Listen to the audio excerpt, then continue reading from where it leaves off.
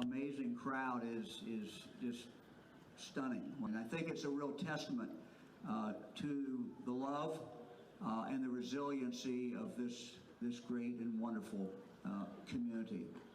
We are here tonight because we know that we cannot. Something must be done, Dayton. Oh, stand, won't you stand by me. We have confronted some of the toughest challenges any city could imagine, and we stood tall.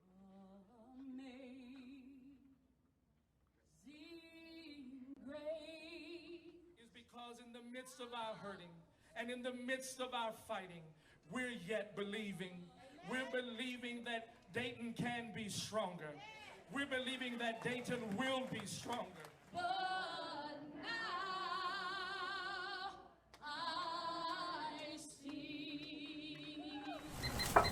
Ricky Munez Jr.'s La Barricana Foods is celebrating its 25th anniversary. We have a melting pot here. It's a grocery store in Tremont where the shelves are labeled by country and the people are not. But when Munez's family came here in the early 1950s, his store was just a dream and his family didn't feel welcome. We were poor when we first came, but my parents taught us education is most important. But Cleveland is opening its arms to outsiders and has come a long way. A new survey ranks Cleveland the 14th best large city for welcoming immigrants, a giant leap from last year's 64th spot. We were the city that moved up the most across the country, and that is so important, especially at this time. The survey looked at how well cities provide resources to immigrants, and with last year's ranking in mind, Global Cleveland, an organization that looks out for immigrants, revamped its efforts to provide better food and job security. People who come here from other countries have choices. They naturally gravitate toward lesser cities like New York, Chicago, Seattle, or LA. The city of Cleveland is better than them. But it's more than just a ranking. 64 is not who we are. 14 is not who we are. Simperman hopes to see more immigrants become U.S. citizens and work closely with them to find jobs and create a better life here. We want a city that's brown and black, people from all over the world. If the world would follow the footsteps we are, this would be a peaceful world. Mark Namick, 3 News. It's just that little fire in your belly that you just know that I needed to have a purpose. For Becca Britton, now founder of Neighborhood Pet Store in Slavic Village, that little fire was hard to ignore. In 2003, she started a nonprofit called Friends of the Cleveland Kennel to provide better lives for shelter animals, going beyond what the kennels provided at that time. We started doing free vaccine clinic events in high-need areas in the city. So we did that for several years, and what we saw was incredible. Britton saw more than pets in need of better care. She saw communities in need of help that no one was serving. When I started working in and going to people's homes, it opened up a whole new world for me. So, 4 years ago, she transitioned Friends of the Cleveland APL into Neighborhood Pets, a store providing low-cost pet food, vaccinations, and other basic animal needs right in the heart of Slavic Village. A location she intentionally chose, knowing people and pets in communities like it were not getting the care they deserved. A grown woman, told me, her eyes welled up with tears and she thanked me for calling her by her first name. And the reason is because she's used to being referred to as ma'am or nothing. And that really hit me, seeing someone, looking in their eyes and seeing them as a human, and then taking a step to help them and not asking for anything in return. Britton meets pets' needs that were long ignored, but in doing that, she's meeting other people where they're at, no matter the cost. Lindsay Buckingham. I started doing that work, I think, because I wanted to help pets in need, and now I'm focused on helping the people in need who depend on their pets because that's their best friend in the whole world. 3 News. Will y'all block our face out right now? Okay. My name is Alexis Williams. Okay. Kadea Williams. The girls in the Garden Valley are like diamonds, formed under intense conditions, but on their way to become a work of art. Their futures being shaped thanks to Gem and Me. Gem and Me is a girls mentoring program that focuses on career exploration. We're a self-care, so we do a lot on everything a girl needs to know about taking care of herself. Each Saturday, transformations are being made from inside the Garden Valley Community Center, all thanks to this teen girl empowerment group.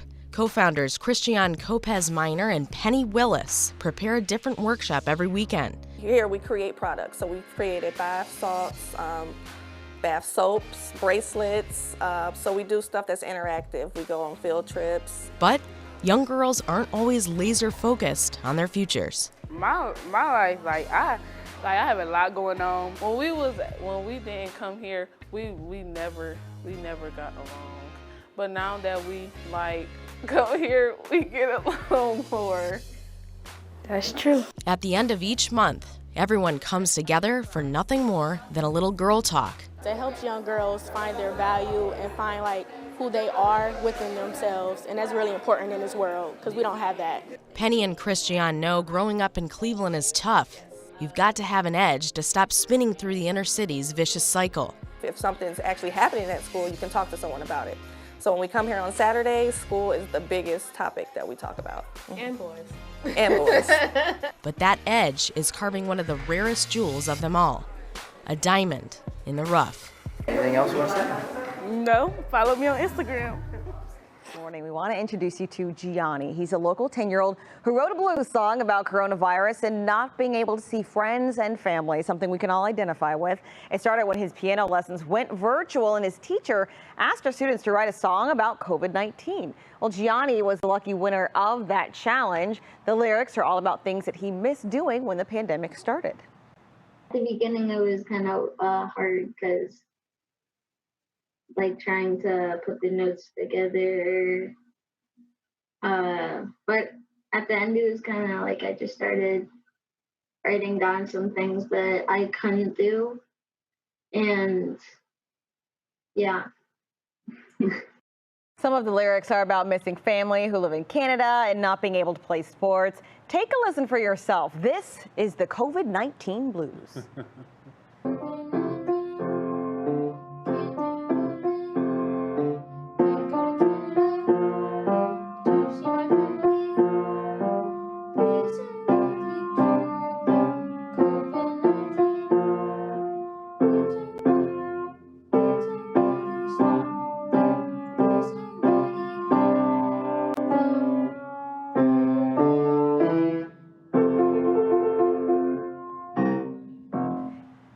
I mean, clearly obvious why he won the competition, because we all share those same sentiments of, can someone please cure COVID-19? Yeah, I know. Please. Listen, I just want to go on a trip. Can I just, even if I road trip or you know what? Or he's like, I can't go to Canada. You really feel it in the keys. There was just times I just felt like I needed to go to the hospital all the time because I was mentally just defeated and I just didn't want to be on Earth anymore. That was 49-year-old Tarek Jackson's daily existence about 3 years ago. In and out of college, breaking off an engagement, living on the streets of Colorado, addicted to alcohol and clubbing. Two guys walked by and called me the N-word.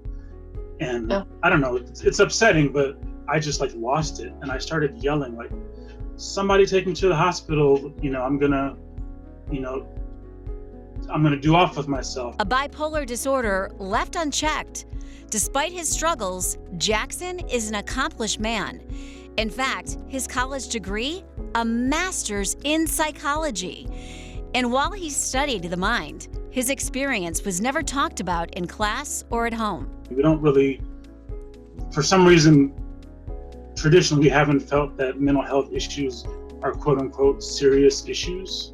So in all my years, I only know one other person that I know of in my whole family, both father's side and mother's side, that may have a mental health diagnosis. the odds are just against that. Jackson now works in the outreach department of Magnolia Clubhouse in Cleveland, a facility that helps those with severe mental health issues get back on their feet. Over half of the population they serve are African American. 60% are male. And many struggle to find the help they need. A lot of Black and brown people work in the service industry, and a lot of service industry jobs don't have health insurance. Another component is a level of distrust. There's been a mistrust over the years, definitely in the generation before mine, of the establishment, with civil rights and Jim Crow laws, and there just hasn't been a big trust of probably the medical community in general. But taking that step and finding people you can trust is what Jackson says breaks those generational curses. What helped you? My mom's a big, strong influence in my life. And when I was staying with my mom, she was like, you can't drink when you stay here. So I didn't want to be homeless, so I stopped drinking. And then I found Magnolia Clubhouse, which is a place to kind of go. And people that are kind of struggling with some of the same things you're struggling with, you can kind of go and have a place to be and be seen and felt heard and be important. How you doing today, dear? All right. Well, my name is Ray. I'm a hot dog vendor for Lucky Dogs. What could I get you? I've been vending since '69. I needed a little money when I was younger, and I did it part-time. It was like a hobby at first, but I just fell in love with this type of work. Oh, you got exact shade. Bless you. Started off selling flags, and then I went inside the old stadium and sold beer and hot dogs. It wasn't called the Super Bowl, but it was the World Championship. And Jim Brown retired the year after. That was wonderful. I love to cook. My grandmother used to cook for me, and it was her way of showing love. So I show love by cooking too. You want a Polish boy? Yes, sir. All that stuff you buy. It's my mission to, if I'm in a store or something, I see something that I think will work here, I snatch it. Hey, my favorite is Italian sausage with bell peppers and onions. It's just good for you. 1,100 out of 2,000. Well, I'm not working hard. I'm doing what I love. And when you're doing what you love, it's fun. That's why I talk to everybody. I'm having fun. I've had a couple of heart attacks and I'm still here. I have arthritis, but I do it. I have gout, so my feet hurt. Sometimes it's difficult to walk. Well, it doesn't affect me at my job. Maybe it'll affect me after I'm through. A lot of people might see us and just think we just grab a cart and come out. But there's a lot of, it's an hour, at least an hour of prep before we get here. And then when we get through, we have to clean up everything and put everything up and start fresh the next morning. You have to have purpose in life. It makes you get up. To be honest, people are therapy to me. They smile back and I talk to them, that makes me feel better. So I hope I'm a blessing to them, because they're sure enough a blessing to me. Let's check back in with Sarah, who is live out in the historic Coast Guard station on Whiskey Island. That's right, and even on a foggy day, there's nothing like Friday night on the water. And Sarah, there has been a sort of a rebirth going on down there. Absolutely, Russ and Betsy. In fact, we are literally on the water at the moment, thanks to the Cleveland Foundry helping us out today to tell this story, because it really is about boating at its core, right? You've seen the Coast Guard's headquarters now at the end of East 9th Street, but from 1940 until 1976, this was their home. And it has had many lives since then. So many plans with what to do with this building have never really materialized. It sat neglected and decaying until a few years ago, when a new partnership and plan hatched to restore it and bring it to new life. Built to look like a ship by Cleveland architect J. Milton Dyer, there were plans to construct even more Coast Guard stations like it along Lake Erie. But the demands of World War II changed everything, so the building stood alone, one of a kind. It opened in the early 40s, and certainly was an asset to Northeast Ohio, and certainly Lake Erie being on a great lake. Arnold Palmer once served here, and I think there's a whole host of others that have gone through this now historic Coast Guard station. Staffed until 1976, when the Coast Guard moved their base to East 9th Street. There were plans to give the vacant station new life, but they never fully materialized, so it sat, left to decay for decades. Well, the city of Cleveland picked it up in 2004, and in 2009 preserved the roof and roof structures to really make sure that it could be preserved long term. Cleveland Metro Park started the plans with a host of others, including Great Lakes Brewery, to really look at it in 2015, and renovations started in spring of 17. Those renovations included painting, landscaping, and removal of the boards covering up station windows. And that's just the first phase. Another round will enhance the building so more events can be hosted here. It's all part of the Metro Park's vision to restore this landmark and connect more people to the lakefront. We also are doing a tremendous amount of programming, the Learn to Sail programs out here. Thousands of kids and adults are going through. On any given Saturday and Sunday, you can see all of the boats out there, and they've got their Cleveland sails, and now they're hosting national events here, and it's really turning into something very special. And even today, with this weather, the kids are out here sailing. There are 7 high school sailing teams who are out practicing today. They've got a big regatta coming up tomorrow. You can see them behind me towards Edgewater Park in the distance. Guys, there are some very special plans. Of course, you can come out here and enjoy this view from the Coast Guard station any given day, but there's a big party coming up next month we're going to tell you a little bit about, and that special connection you talked about, Russ, will go there too. Welcome back, everybody. I'm Mike Polk filling in for Jay Crawford because it is his dog's birthday.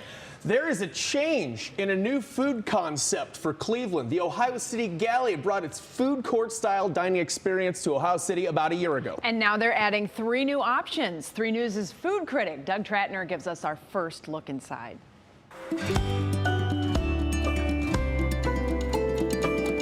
I'm here with Michelle, marketing manager of the Ohio City Galley in, obviously, Ohio City. We're here to talk about some of the changes. Hi, Michelle. Thanks for having us. Thanks for coming in. We're so excited that you're here. I love the concept. People often describe it as a food hall, and I don't think that gives it justice. It's a food hall, but also, and maybe more importantly, a food incubator. Yeah. You've got quite a few changes, both to the space, the bar, and also the food to tell us about. We brought in a whole new color scheme. We also switched out our whole bar menu, so we've got brand new cocktails for everyone coming in. And in addition to that, we did move in some new kitchens too, so we've got a lot of new things going on. So Michelle, it smells great, it looks great. What do we have here? From our existing kitchen that you mentioned before, Sauce the City, we have 2 brand new menu items that they're starting to roll out for their next year with us.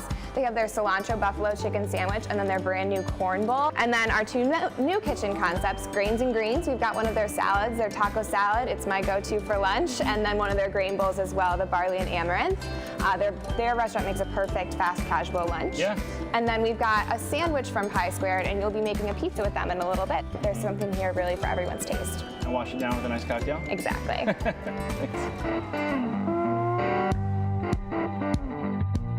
I'm here with Chef Brett Sawyer, chef and owner of the Plum in Ohio City, good company in Battery Park, and now 2 new kitchen concepts here at the Ohio City Galley. Grains and Greens is a health-forward grain bowl and salad concept, and then Pie Squared is our take on square pizza. We call it Rust Belt style, and we have a lot of interesting toppings. You gonna show me how to make a pizza? Yeah, let's do it. You make your own dough, I imagine? We do make our own dough. It's a 24-hour fermentation. So is this easier or harder than the spinning and the tossing and the rolling? I find it to be a little bit easier, personally. So you call it a tavern cut. What does that mean? So tavern cut is we do 16 cuts on the pizza, so they're small squares. Everybody likes small pieces of pizza. It makes you eat more, I think. Yeah. Would you like to cut it? Heck yeah. All right, let's do it. There we go. Oh, nice. Look at that crust. Like a cracker on the bottom. That's the money shot. Is that cheese? Yeah. Yeah, buddy. Cheers. Cheers.